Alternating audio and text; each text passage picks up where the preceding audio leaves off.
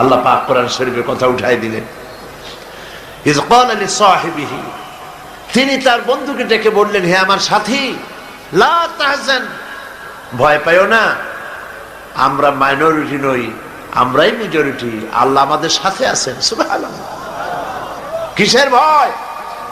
সারা দুনিয়া যদি একদিকে চলে যায় আর ইমানদার মুসলমানেরা যদি একদিকে থাকে, কাফেরদের হাজারো চক্রান্ত, লাখো চক্রান্ত কোনো কাজে আসবে না আল্লাহ যদি সাথে থাকে।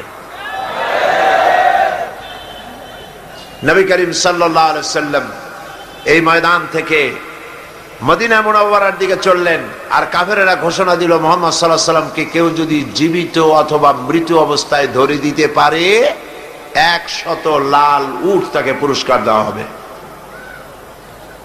সুরাকা 100 লাল উট পাওয়ার লোভে বলল, এই কাম আমিই পারবো।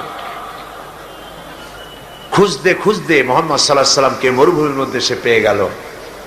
যেই না ধরতে যাবে, কাছাকাছি গেছে, সুরাকার ঘোড়ার পা মাটির মধ্যে দেবে গিয়েছে। নবী করিম সাল্লাল্লাহু আলাইহি ওয়াসাল্লাম পিছনের দিকে তাকালেন। সুরাকা বলল, আমি মাপ চাই।